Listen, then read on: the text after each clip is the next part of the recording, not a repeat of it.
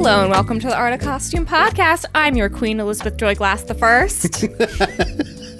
And I am Lord Spencer. Hello, Elizabeth. Of course you took that chance. Well, you took it first. Is this your namesake movie? I never asked which Elizabeth are you named after. Elizabeth Swan, Queen Elizabeth, Paddington loving Elizabeth. It's mostly my parents like the name. Right. Technically, it's after Elizabeth in the Bible. Oh, long story. But my dad... Read it. Heard it's good, though. My dad wanted to name me Victoria. And my mom was like, absolutely not. I will not have children calling my child Icky Vicky. So they settled on Elizabeth. Oh, man. Well, I'm very excited for this episode. Me too. I've kind of been talking about this one for a little while. Yeah, because you kind of grew up with it, and I never saw it before. I did. I really did. Shocking. And it's such a blast from the past. But before we get into that, before we get started, well, first, I mean... if you're listening to this episode, that means we figured out how to edit episodes. Yeah. So that's good news if you're listening to this Honestly, at this point. Yeah. And watching. Yeah. Because it's still on YouTube. Speaking of YouTube, I want to promote an episode that would have come out a couple days ago on Thursday, August 21st. Earlier this summer, Elizabeth came with me and I moderated a really fun panel called Sketch to Screen, a conversation with HBO and Max Originals costume designers.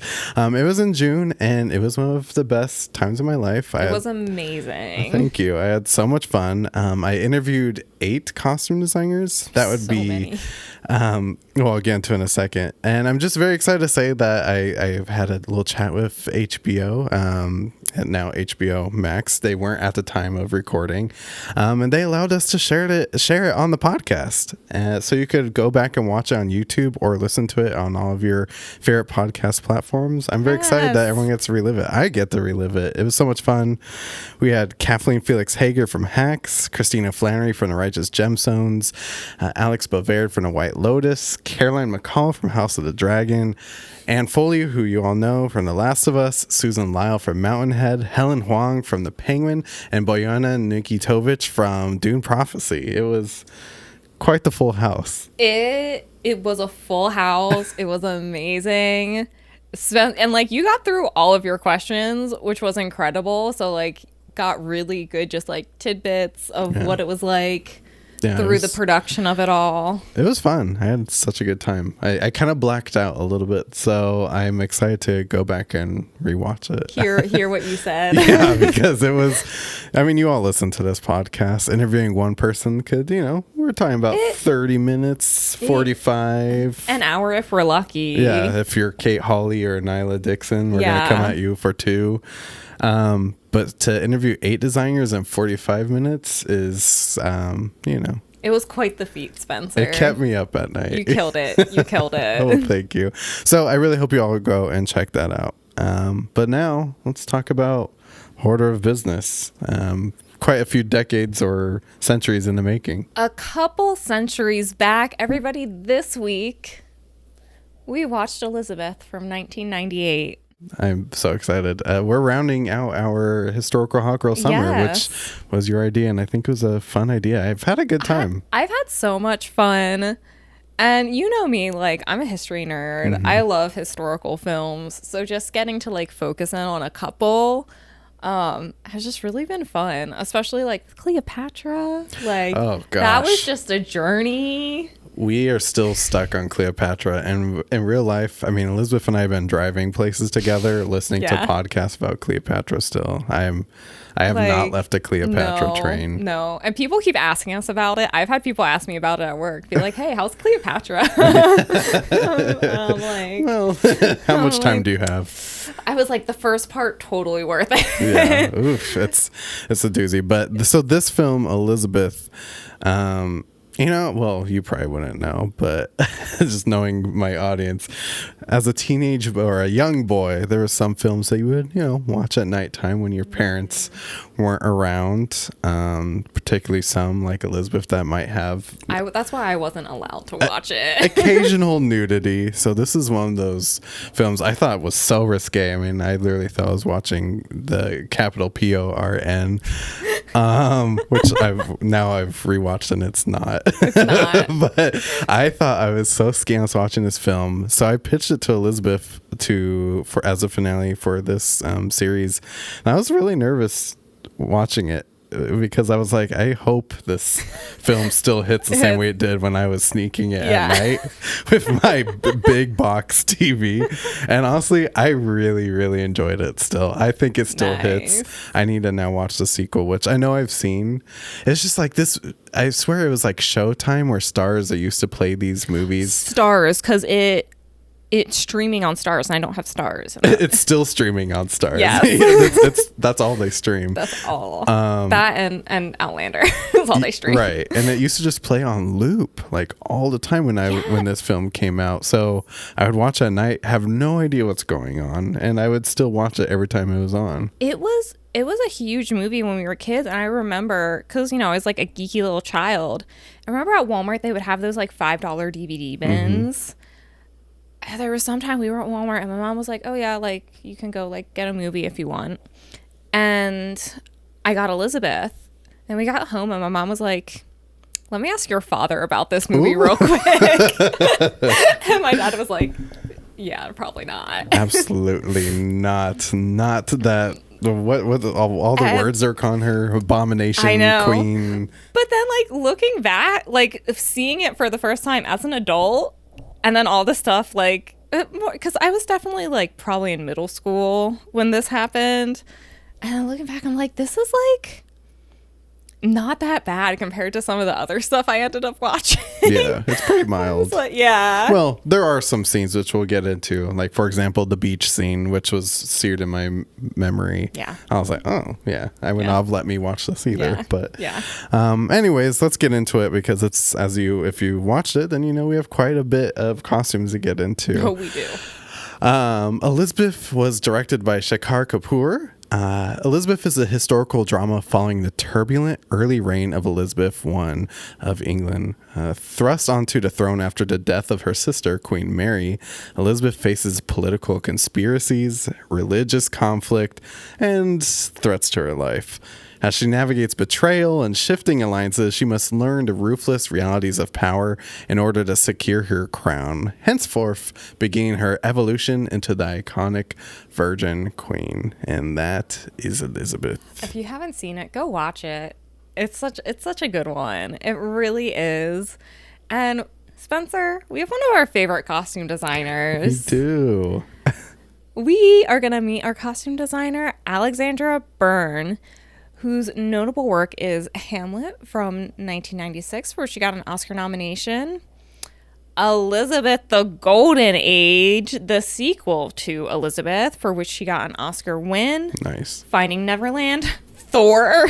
The Avengers, Age of Ultron, Doctor Strange, Murder on the Orient Express, Mary Queen of Scots, Emma, and most recently, The Fantastic Four: First Steps. Yeah, I love Alexandra Byrne, mostly because to me she's like such a mysterious figure that I've literally never seen or heard talk in my life. Yeah. But she just puts out such extreme bangers. And the range from being able to do Hamlet to The Fantastic Four: First Steps, which the costume design for that movie is outstanding. Yeah, I'm a big fan. I would love to meet her someday. Same.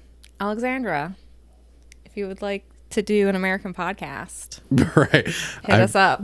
I'm sure she's been listening to this ever since we did a Emma episode way back in the day, which I couldn't even tell you what season that was. I'm gonna swing for a 1. I'm also gonna swing for a 1 or an early 2. Yeah, well, I think it was our first Hot Girl Summer. No, because I think it was like maybe. It was right after Clueless, so look there. You'll find it. Just scroll way back. And Spencer, are you ready to go behind the costumes after our break? I am. I have a lot of thoughts. It's actually was kind of keeping me up last night. So, well, after this break, we'll hop into all of Spencer's thoughts.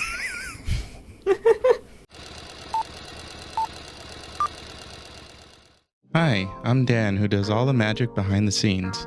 I wanted to say thank you, and if you want to support the show even farther, go to tpublic.com/user/theartofcostume, where you can buy a couple variations of our logo on t-shirts, mugs, and stickers. Also, be sure to leave a like, comment, and subscribe. And if you're an audio listener, leave us a 5-star review on Apple Podcast. Now, back to the show.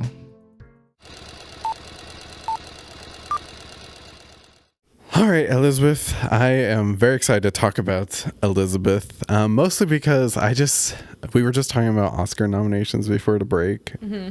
And I think it's so perfect that we're ending Hot Girl Summer with this film, because I can't get over the fact that this came out the same year as Shakespeare in Love. I know. With, Joseph Fiennes is in it. Jeffrey Rush is in it. The character Elizabeth is in it. Both films nominated for costume, but it was not Elizabeth that won, as we remember. It was Sandy Powell who won that year. Sandy Powell was actually nominated twice that year. She also did Velvet Goldmine. Is that what it's called? Yeah. She was going to win that year. It was just going to happen. It was, but I mean, gosh, I don't know. It was keeping me. First of all, I don't get how Cate Blanchett did not win leading actress over Gwyneth Paltrow. I gotta start there. I mean, I gotta start there. This is an excellent question. Yeah. Both incredible. And I love Gwyneth Paltrow in that film. Sure. But Cate Blanchett she was incredible. Just as like a whole, I dare not compare costumes, but like movie wise, Shakespeare in Love versus Elizabeth, I think one feels kind of silly to me now. And it's not Elizabeth, but love both films. Glad we got to talk about them. But yeah, it was keeping me up at night. I was like, what did Elizabeth lose to? And I looked it up. I was like, well, look who it is. Our old friend Shakespeare in Love back for more. We'll get into why I think probably A, Elizabeth was nominated, and B, why it lost. Oh, I have a theory. A little bit. Yeah. Let's get into it. And we're going to talk about our director, Shekhar Kapoor, who had just had a very successful film in 1994, Bandit Queen. And as a result, he got offered just like a ton of movies. And he ended up being offered Elizabeth, which he was surprised about. And he said to The Guardian, "I hated history and knowing nothing about Elizabeth except that she was a Renaissance queen and a virgin queen. So I was surprised to be approached. The producers thought of me because they were afraid of making a regular costume drama and were attracted to the fact that in Bandit Queen, I hadn't followed normal cinematic grammar," which you can totally tell in this.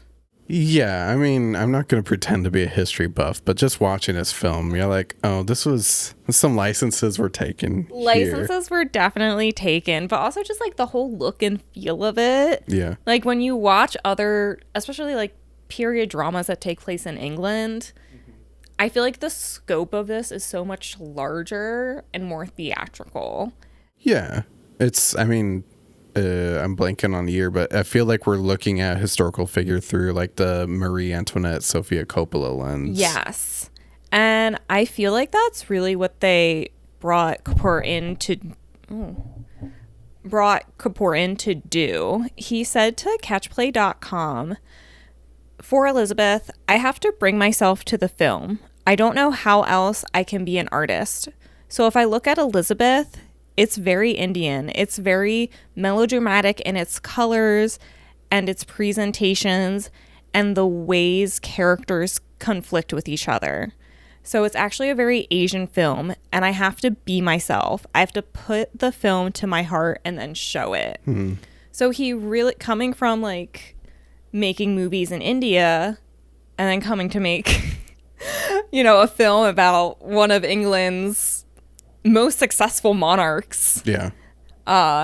Is definitely different for him. Yeah. A different kind of director for English period drama.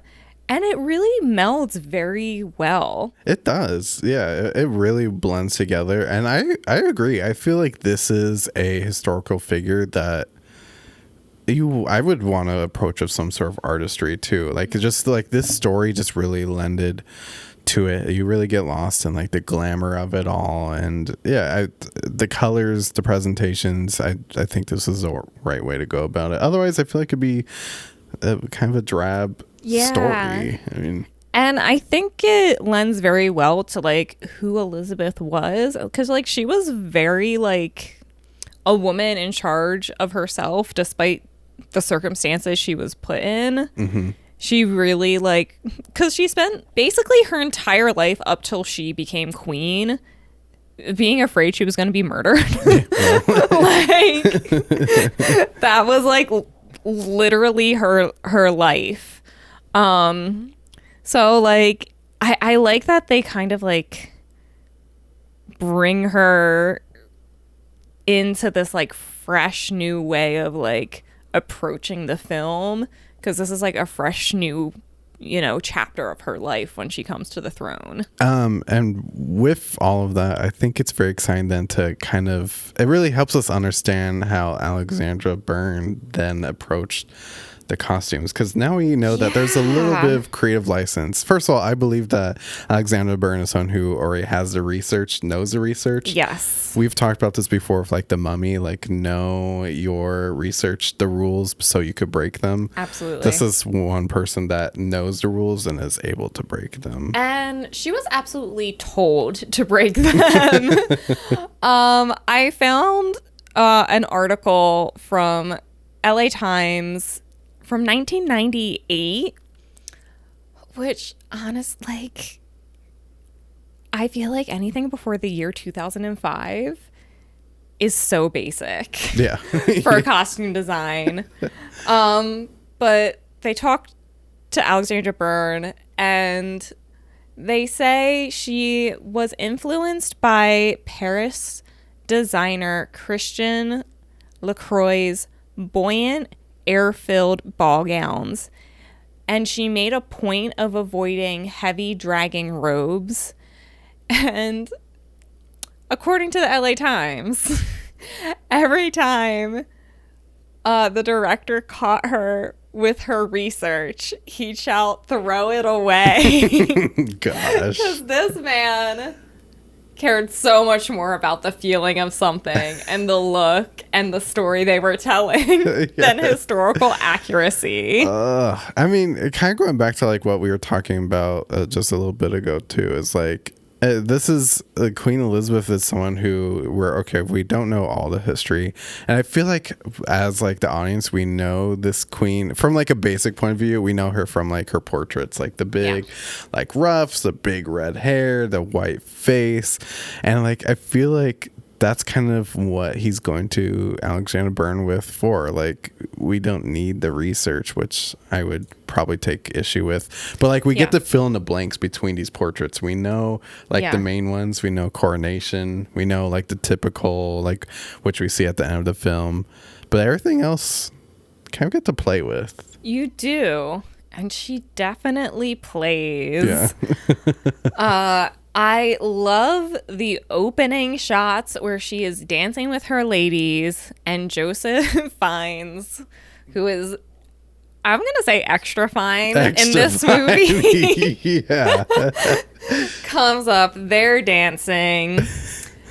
And Alexandra Byrne said about her process, "When I am doing a period film, I need to know everything I can about that time.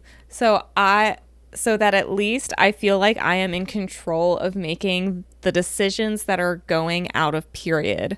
For example, I think a lot of people look at these films and feel they are accurate. They're not. Blanchett is never wearing correct Elizabethan shaped corset. We created a new shape and look because people's shapes are so different. And okay, you know me.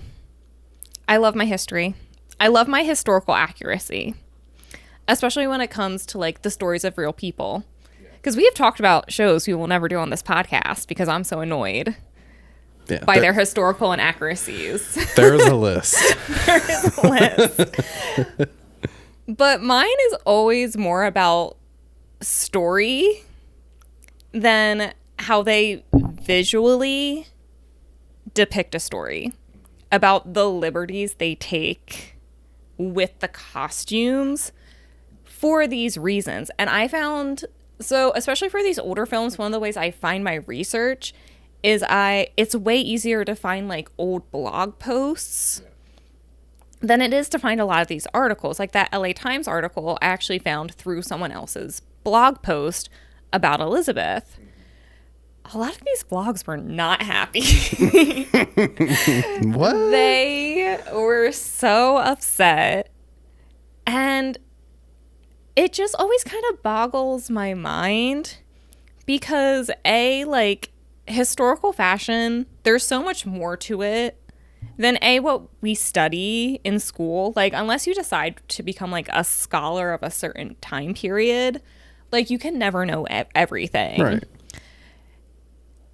B, they're trying to tell a story. They're trying to convey feeling that doesn't always work within a certain look or within the structures of that period's costume. Sure. And 3, we know we are built physically different from people in the past because we have better nutrition. Mm-hmm. We're taller. Like, we look different. Like, Queen Elizabeth was probably like 5 foot. Like, she was not tall. Cate Blanchett's like Amazon. Like, she's gorgeous and tall. And like, quite frankly, a lot of these silhouettes just don't work for modern people and how we're built now. And that's why one of the reasons I love this film is because they go so off of that. And sorry, this article has just really got me. Elizabeth was heated. I came over for dinner earlier and she was like, just so you know, this is coming later. Yeah. Oh, okay. Because they really like go into detail about how inaccurate it is. And I'm like, it's like, yeah, it is. But it doesn't take away from how good the costuming is. Right. By how, because it looks, just from like a glance, the average person does not know that is not accurate Tudor English Renaissance fashion. Especially in 1998. I mean, they're just trying to make a good, I mean, they used the word costume film, which, you know, I think is kind of derogatory, but like that's what this is. And, and Alexandra said, so as a, you know, we didn't follow the rules. That's not what it is. And so many costume designers say that. Right. They'll be upfront about it. Like, this is not historically accurate, which then that should like settle it right there. Mm-hmm. But I feel like though, even so, Alexandra Byrne goes through and still hits the mark on like the notes where it like absolutely counts, the parts where we look at a portrait and be like, that is Queen Elizabeth, you know? Especially in this first like set of scenes, she's wearing this like gorgeous gown that just makes her look beautiful with this like rose sash, and there's this little like rose embroidery on her sleeves, and they're like, okay, she's the Rose of England. Like very much setting her up as like this, you know, portrait of the next English queen. Sure. Which I love. It's so good. And you're right, Joseph, before we move on, I have to agree, Joseph Fiennes is looking real fine in his beginning. Can I read you this Letterboxd review I read last night that had me like crying? It's so good.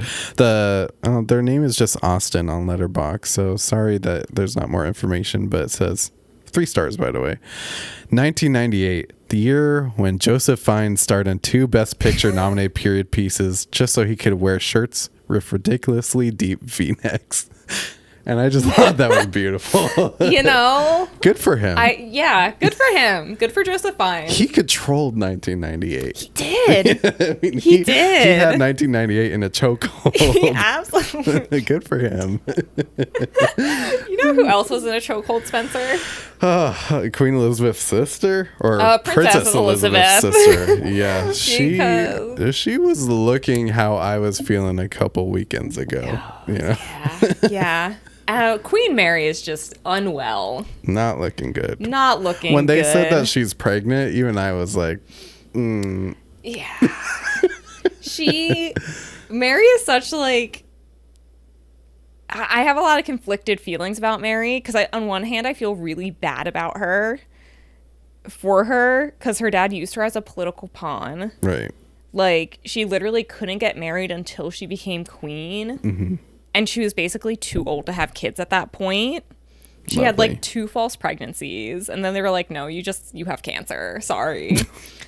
But then she was also Bloody Mary and like murdered scores of Protestants because she was like, Catholicism is the only religion, so bye. I really gotta say what I loved about this movie is it was written or directed almost like a horror film. Like especially at the beginning. Yeah, it was honestly giving House of the Dragon vibes at the beginning too. I was like, oh, this is like they set tense. those people on fire. Yeah. Oh, like this is like Salem or like a little bit of Penny Dreadful or just like any like kind of tense horror period. I was like, ugh, like good thing none of this is true, right? Right? It's true. Yeah. It's true. Woof. But I'm glad that you brought up Queen Mary though, because I really do like that beginning part of film because there's like no color in it. It is dark, very dark. Black and white, very kind of gothic. They bring Elizabeth in her undergarments, which is like scandalous. It's very scandalous and also like white demeaning undergarments, just devoid of color. Yeah. So I really appreciate that because it really helps her kind of transition this film into when she starts bringing the color back to England, so to say, at least at first. She tries. Yeah, she tries. She gave it a go. Yeah. Which brings us to, I love the gown when she finds out she's queen. Yeah. Because it's very girlish compared to what she is going to be wearing. Yeah. And it just gives this very like, it's like this light green color, so it's like, okay, she's a little bit green. Yeah, she's been like playing the game her whole life, but still like multiple people had to die for her to become queen. Right. Like, so she's like new really to ruling, and I feel like these scenes just give like a moment of quiet reflection before rolling into the coronation. Yeah, it's so funny too because I feel like they're setting up this dichotomy where like you see her and she's just so sweet, so girlish, so angelic, and in your head are like, this is the Virgin Queen, right? Like where you're like, this is who we're mad at, this is who we're trying to assassinate. And I just love that like setup that they're doing at the beginning too, like, oh, this is our like sweet little angel, everything's gonna be good. And that kind of like sets up the rest of the film. So yeah, I do really love that dress too because she looks so proper and cute. She does. And put together. And yeah, of course everyone's obsessed. I would be. Including Joseph Fiennes' character, who I can't remember his actual name at this moment because I was just calling him Joseph. Lord Dudley. I was just calling him Joseph Fiennes all night. So yeah. I mean, that's fair. It's fair. Yeah. Because she does find him Try very arguing fine. with me on that one. And one of the things in this film, there's this scene which I actually love where like her maids are undressing her and like massaging her body. And I'm just like, what a life. What a life to lead. And she's wearing this corset, which a lot of people were angry about because it's not period accurate. And that LA Times article quotes Alexandra Byrne as saying, Elizabethan corsets were actually ramrod straight. In the years just after the film ends, corsets were fitted with a piece of wood shaped like a ruler. What?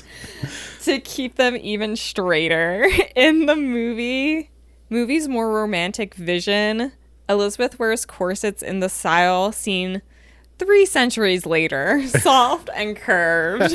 I mean, what are we supposed to do? I mean, were we really gonna fit this thing to Cate Blanchett with, you know, a wooden stick? Like honestly, I've tried making a corset from this period. It's hard. Yeah, no, I get it. It's uncomfortable. Look, costume nerds, as 2 people who talk about costume design on a pretty regular basis, every once in a while it's okay. It's all right. It's okay. Take a deep breath. It's fine. We get it. I love historical accuracy too. Me too. I really do like it. But this is not what that movie was about. yeah, don't look here. Yeah, it's fine. Yeah. I love Cate Blanchett. I wouldn't want that for her. No. She's my #1 favorite actress. Yeah. One of the articles I was reading, they were like, she would have been, because sometimes there were like quotes that they don't like source in these. Mm-hmm. And I guess somewhere Alexandra Byrne was like, oh, like the like burden of ruling like shown through the corset. And they were like, she would have been used to wearing a corset. Da, da, da. And I'm like, yeah, but the modern woman's not. Right. And to them, that is going to read as a burden. Yeah. Come on. But one moment in the film that I felt like I was like, ooh. So good. I feel like I've seen this dress before, which was kind of like the same because part. you have. The coronation scene. So cool. Ripped from the painting, which that's what I'm saying, like if we hit the points where it matters most, and to me the coronation would have been like toward the top of my list. It's gorgeous. It just really kind of like stops you in your tracks and just lets you know that like this is real now. She's in charge. Things are about to hit the fan. And I just love looking at her costume. It's absolutely beautiful. The train, the fur on it, and of course, I mean, they had everything down to the crown and the jewelry set on it. Yeah, it's perfect.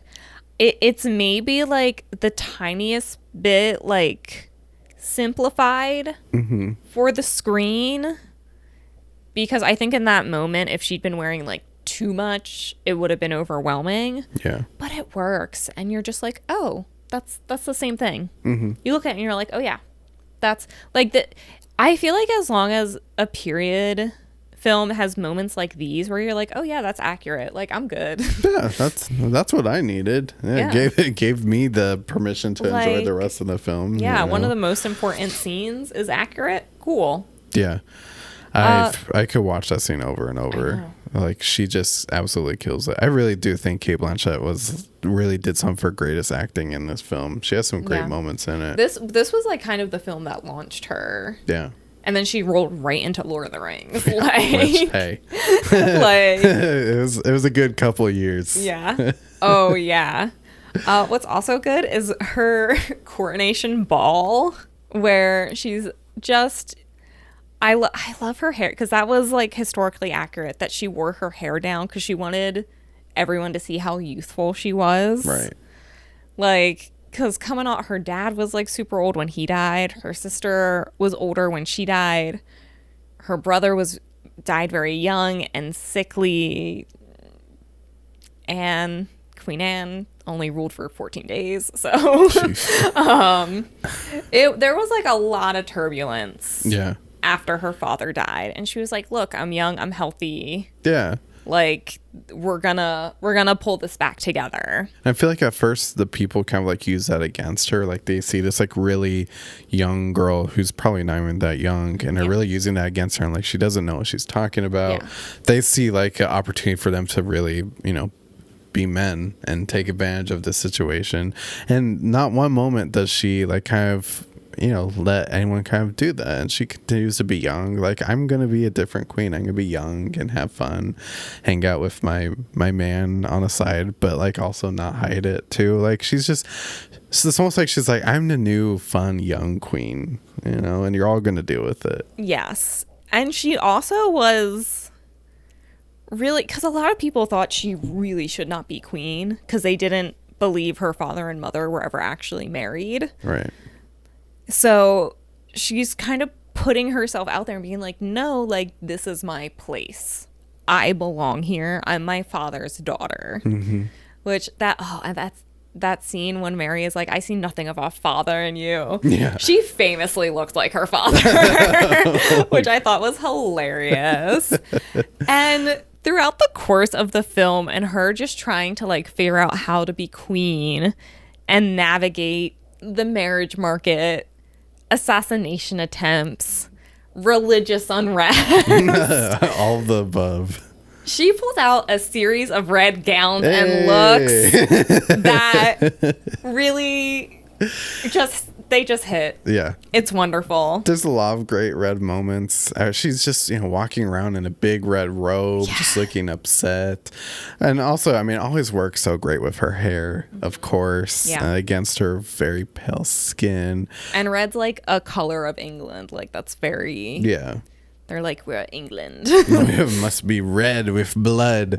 Pretty much. Yeah, I really loved all of her red pieces. I especially loved the one that she wore when she was walking about, crying about something. I don't know. People were probably murdered. With her earrings and her hair is like tumbling down. She just looks so good all the time. Yeah, it was fun to get so many red dresses. We haven't had one in a while on this podcast. We used to be built on red dresses. I know. We did them all in the first couple of seasons. So we did. It's nice to have them back. But can we talk about a character that I just was so obsessed with? This character...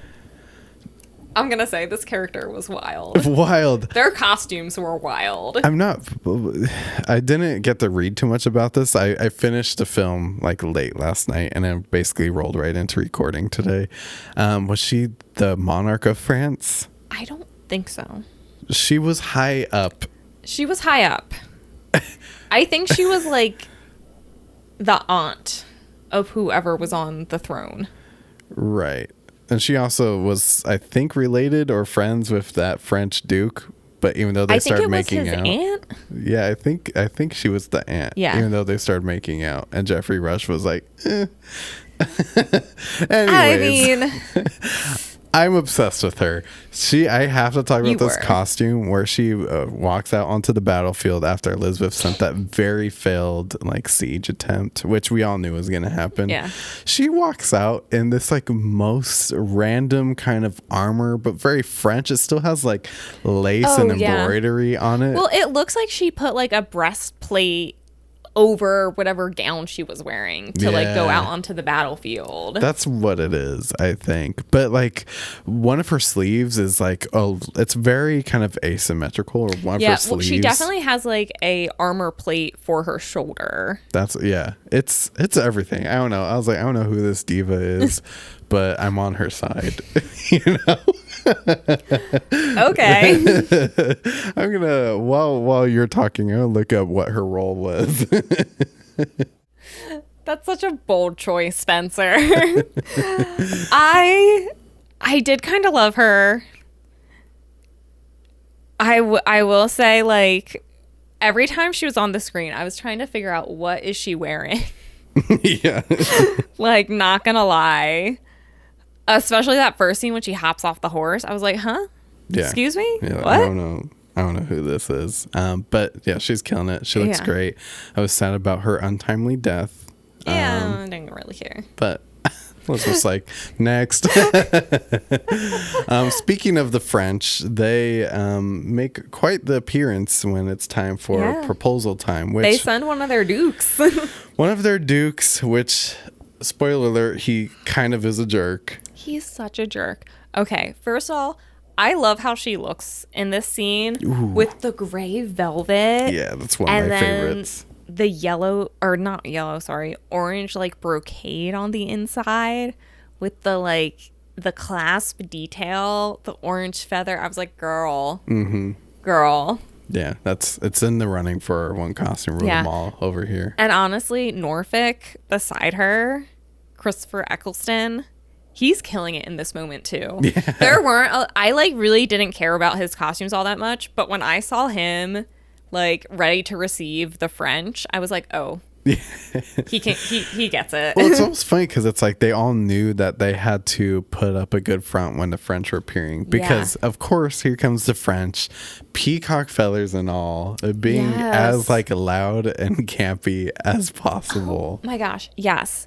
And the French, I think he's like a duke, does like the dumbest thing, which her father actually did that to one of his wives.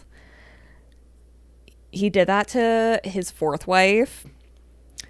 It was like a chivalrous act that you like dress up in disguise and then go just like, yeah, boo. then go just like, ooh, surprise, I'm your fiance. Elizabeth was so annoyed, and honestly, I was over the entire marriage before he even said the second sentence. And you know what I find really funny is just like someone who's nerdy and knows history.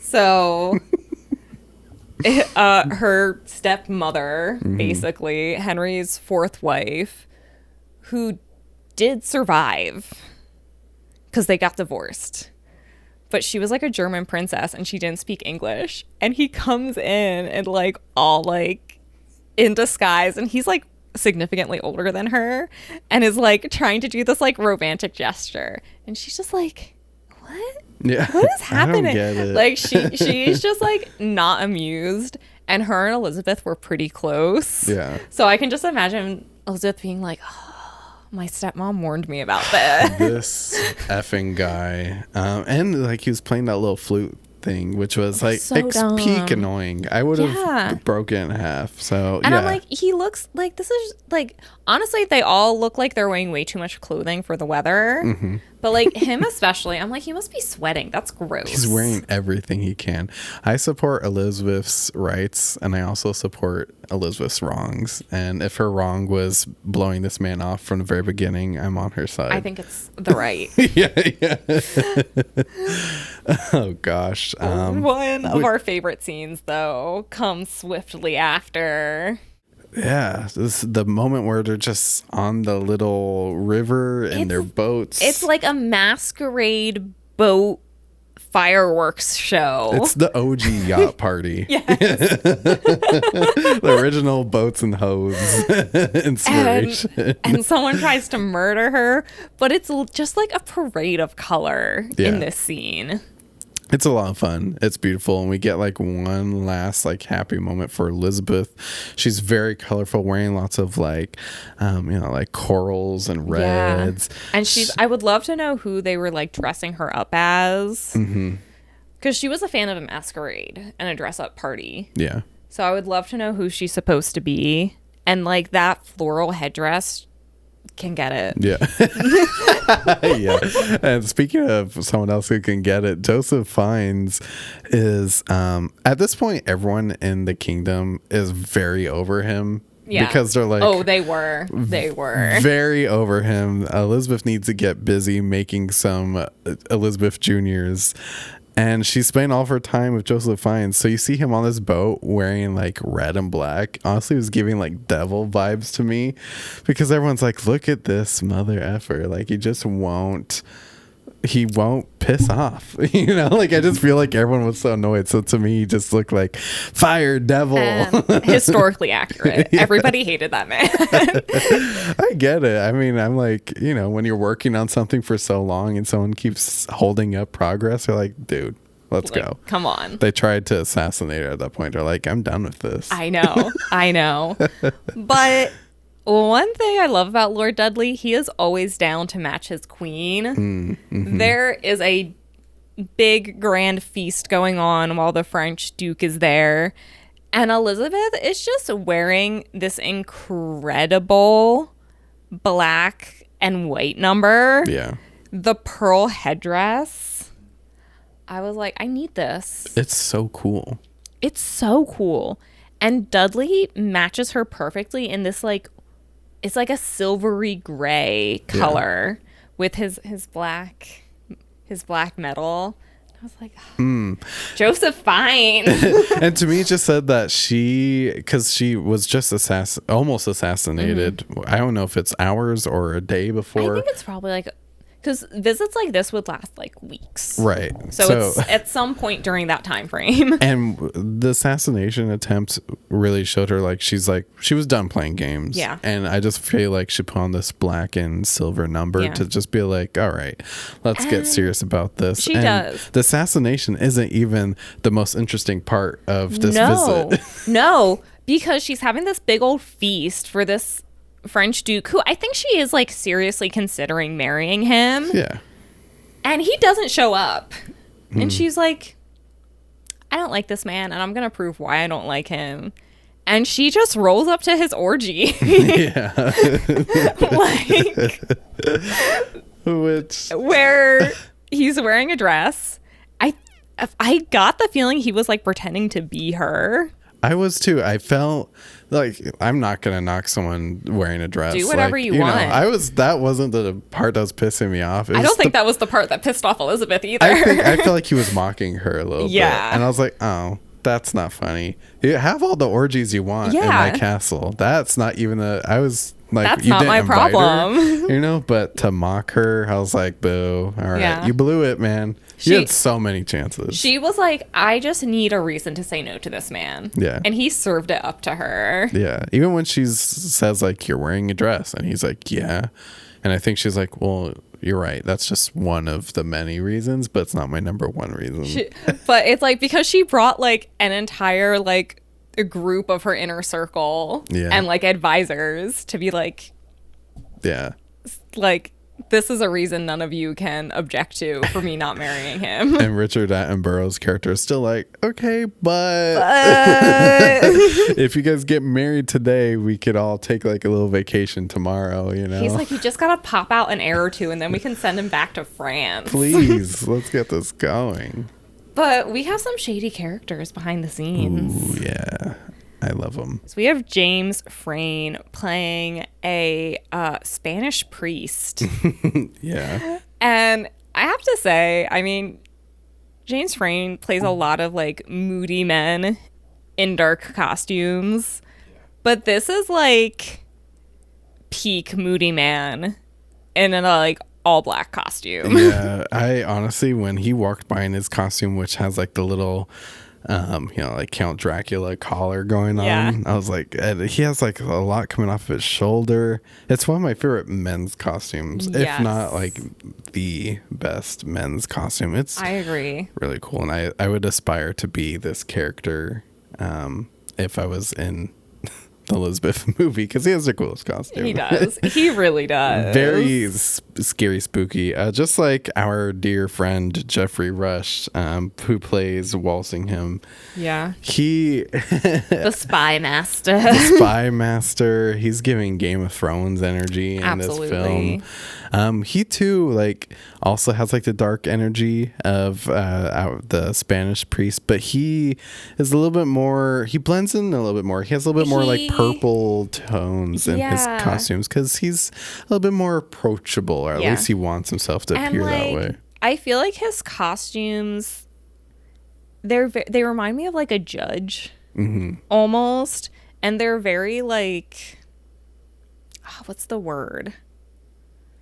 Almost like Elizabethan, like secretary. Like, I'm here to like do what you need me to do, and I'm gonna look official. He looks very official. He does, and I think that's a really good point. He does look very official, but he's kind of like subtle in a way too, which allows him to kind of be like the judge, jury, and executioner on a lot of initiatives for the queen. So I think that's very intentional by Alexandra's part to not make him so opulent, so he's not always standing out. He's able to fade into the background a bit. That's part of his job. He needs to. Yeah. Going on, as plots are like piling up against Elizabeth. Yeah. She's like, I've gotta cut off Lord Dudley. She's like, I'm done. I'm murdering all of these people. I can't murder him because I love him, but I just can't do this anymore. And I love this like grayish purple look. The ruff, the hat, the feather. I'm like, she dressed to the nines to break this man's heart. She did, but she also, I love the color choice though too, because to me it feels very ghost-like, very specter-like. She's just drained of all of that color that she loved, and just as, you know, there's not much left in her at this point. Because it's like the stress of everything going on is getting to her. Yeah. It's, you know, like how presidents, they go into office, you see them 8 years later and they just look horrible. Poor Obama. Yeah. Well, I mean, he still looks great, but like when you compare the two. Right. But that's what I'm getting at. Yeah. Like Elizabeth is having the 8-year president effect, but it's probably been like a couple years. Okay, it's been a couple of years. This film compresses time like a lot of historical films do. Yeah, she looks absolutely drained. And she does. She is over it at this point. She is so over it. She's so over it. She has her, what I call her come to Jesus moment in this stunning, just deep plum with this black sparkly applique. Yeah. I was like, oh, girl. And you can see she already has the I'm married to England ring on. Oof. She's at, I think, some sort of altar, just being like, what the fuck am I doing? Yeah. But also being like, oh, I have to turn myself into an icon, which is where we get the Virgin Queen. Oh my gosh. Can I just say my favorite quote from the entire film? I've been saying it all day. Yeah. It's when she walks down the aisle and she goes, "Observe, Lord Burghley, I am married to England." I got chills. I was like, damn. She killed it. She is just like, in that moment, she's taking control of her personal life and her political life. Yeah. Just in one fell swoop. I also love, I couldn't get really a picture of it, but all of her ladies' maids are dressed also in white. Yeah. Mimicking her. Like, it's just so, this is like the Elizabeth we all know from the portraits. Like, this is the Virgin Queen. Yeah. This is, you know, the idol, the icon she made herself into. And Shekhar Kampur talked to The Guardian. He was making this quote about Elizabeth the Golden Age, but I believe it still applies. He said, "We chose to see virginity as a political statement rather than a historical fact. If you can't see our own times and lives in a film, there's no reason to make it." And especially because, like, probably more around the time Elizabeth the Golden Age, there was, you know, kind of started to hear, you know, less women are getting married, like more women are taking financial control of their lives, and that's kind of reached a bit of a fever pitch in our society today. Yeah. But it's definitely, it does resonate that, like, hey, it's maybe best for me to just be with myself. Yeah. And control my own life. Which I'm sure absolutely drove the people crazy. It did. Do you want some hot Tudor tea, though? That's one of the reasons why I hang out with you. One of the many reasons. So, as stated in the film, Lord Dudley was already married. Right. Which I was like... Yeah. Yeah. And Elizabeth...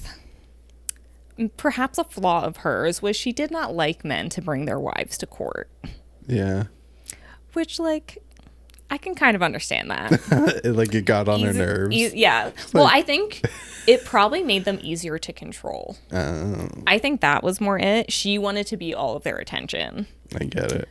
So, he had a wife who he kind of, like, he didn't even just, like, leave her at their manor house. He just, like, kind of, like, shuffled her around living with, like, random people. Sure.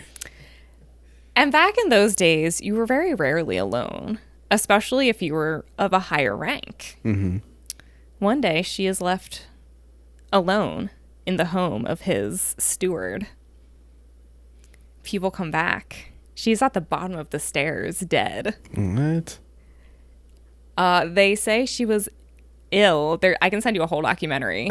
I'm sure. And they think she must have fallen down the stairs by accident and broken her neck. Oh, but they have found coroner's reports that think, oh, maybe, just maybe, she was murdered by Queen Elizabeth and Lord Dudley so that they could get married. But it created such a stir that soon after this event is when Queen Elizabeth started calling herself the Virgin Queen and decided not to get married. Oh, that's awkward. Can you imagine? Yeah. You're like, ooh. Well, people think like, because it destroyed Lord Dudley's reputation. Yeah. And it really caused waves. Yeah, I'm gonna have to get it. Send me some of these documentaries. Yeah, it's on Amazon. I'm almost done with Cleopatra, so I need another historical figure to No problem. obsess about. Historical hot girl summer is not over in my heart, and I need something to carry me to spooky season. And it should never be over in your heart. Always remember our historical hot girls and learn their stories. But with that, we actually really are at the end of our historical hot girl summer. That's the end of Elizabeth. I'm so glad we watched it. Me too. I really enjoyed it. It was different than I remembered, and I enjoyed it. I had a good time, but we're not done yet. Well, what would you give Elizabeth as a Stitch rating? I'm gonna give Elizabeth 3.5 stitches. Okay.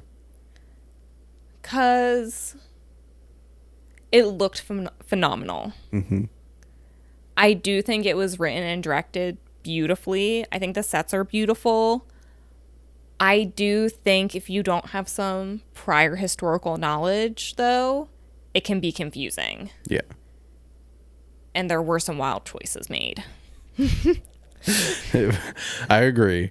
Which is why I believe I'm trying to remember what I did on Letterboxd. I want to say I gave it a 4.5 on a Letterboxd. Oh, really? But I think it's actually more realistically a 4 for me, because it is super strong visually, and I think all the performances are great. But as someone with a pretty public school education, especially, which I don't think any of this was in my textbooks, I did not know what the hell was going on for a good part of this film. I know this stuff because I sat around on my cyber school laptop watching the History Channel. Yeah, so I didn't know what was going on. So for that, I was like, there really was not a strong, you're like you said, you had to have some sort of idea of what's going on. Yeah. I thought subtitles would save me, and even that. So for that, but I mean, I don't know who to blame except for myself. But as a film, I thought, directing, like you said, great. I think Cate Blanchett should have walked away with the Oscar that year as lead actress. It's a great film, and I'm glad Alexandra was at least nominated. I'm glad she was nominated. Year. Yeah, I think the sackback gowns lost her the win. I was gonna tell you I had a theory, and it's my theory. My theory is that all the costume designers loved the vision. Yeah. Could not forgive some of the historical inaccuracies. And quite frankly, if it was the sackback gown, I get it. I have some thoughts, but I don't want to get into them. If you don't know what I'm talking about, a sackback gown is a form of French dress from like the 1700s. Right. 200 years after this time period. I really don't want to go comparing and contrasting these films costume-wise between this and Shakespeare in Love. I think they're on the same par, but I think that like maybe some of the inaccuracies are what in the electorate's mind might have put it down to not winning, if you understand. I'm just going to say this very quickly. I'll try to be very quick. But I feel like we had this reaction when we watched Shakespeare in Love when we see Queen Elizabeth played by Dame Judi Dench. We're like, yeah, of course. We're like, such incredible costume. Yeah. I think that's like the costume, though. And I just feel like Elizabeth had several of those costumes. Mm-hmm. I don't know. I love them both. Yes. I love them both. I plead the fifth from this point on. I'm glad I was not an Oscars voter in 1999. Well, that would have been hard. Yeah. Colleen Atwood was also nominated that year, so a film that I actually have not heard of. What was it called? It's not in our boilerplate that we say. That doesn't mean I haven't seen it. Every other episode. Yeah. Who was nominated in 1998 or 1999? Okay, so we're back from a quick. So 1999, it was Sandy Powell for Shakespeare in Love, which she won. Yes. Sandy Powell for Velvet Goldmine. Judianna Makovsky for Pleasantville. Oh, okay. Judianna recently did Superman. Congrats. Alexandra Byrne for Elizabeth, and then Colleen Atwood for a film called Beloved or Beloved. I've heard of it. It's apparently very good. I feel like I've never heard of this film before, and we do about a Colleen Atwood episode every 3 episodes. It's I've heard of it. It's definitely not one of her known ones, though, because I think that's like right as she's like starting to work with 99. Was this a little bit after? Burton. Yeah, a little bit after Edward Scissorhands, I think. Yeah, but like before, because it would have been Edward Scissorhands, Sleepy Hollow, Mars Attacks.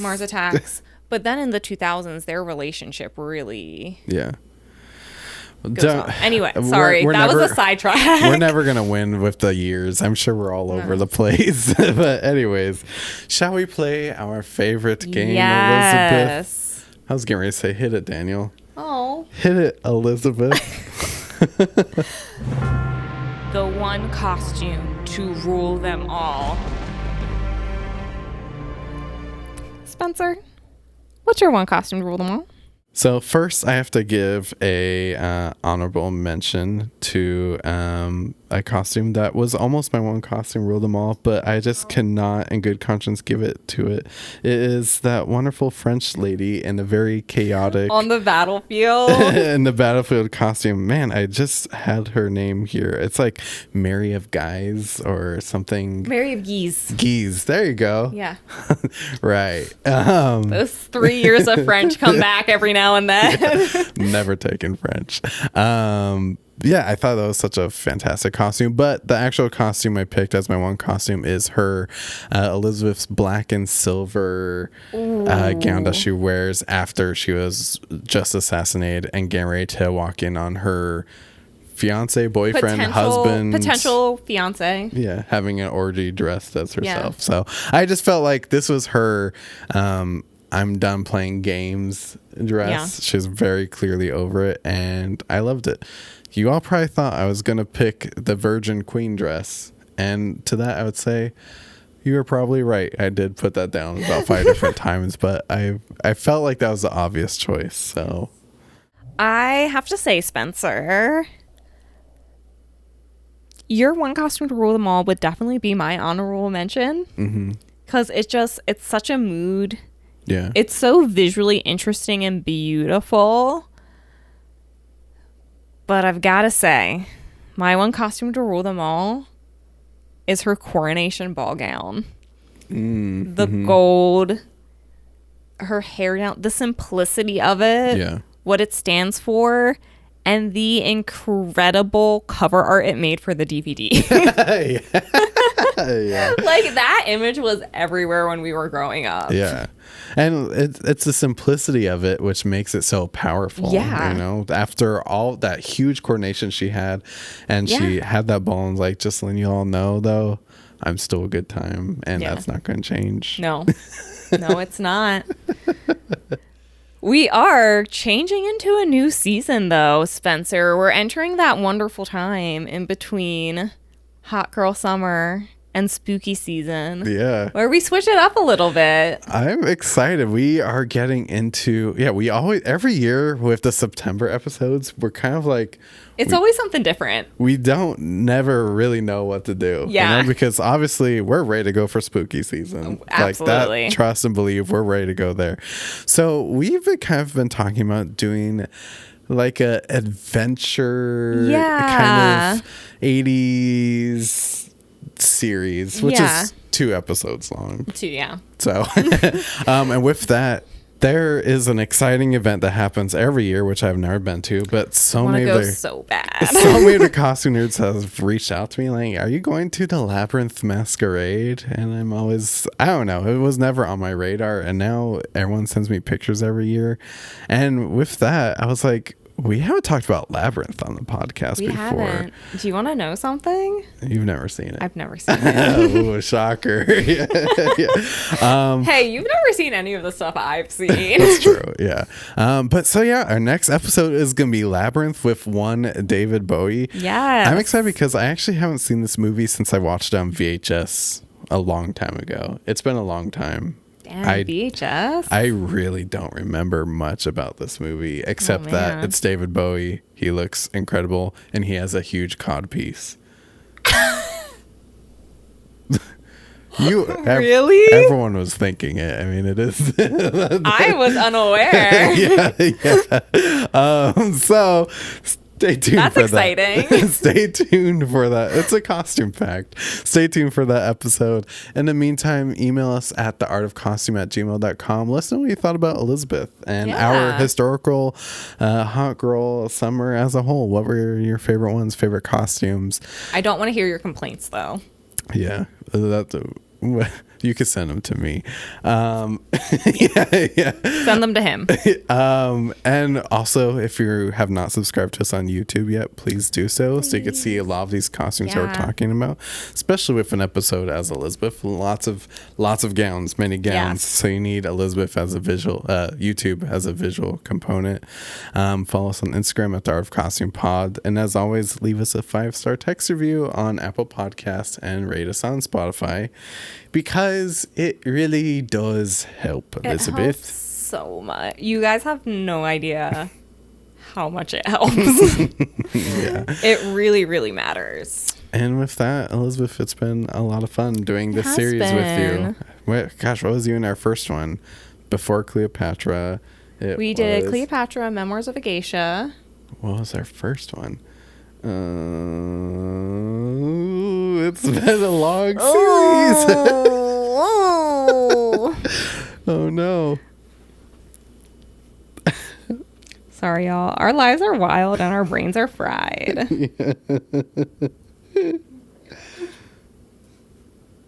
I gotta stop saying this up for traps.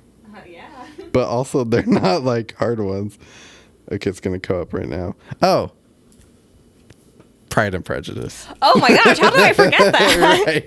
You were so mad. That was eons ago, it feels like. Yeah, it's been a fun series, and I hope you all enjoyed it. And thank you, Elizabeth, for recommending it. No problem. Anytime. So now it's time to clean the slate before we get into our spooky season, which I can't believe is upon us already. I'm so excited for our spooky season as well. All right. Thanks, everyone.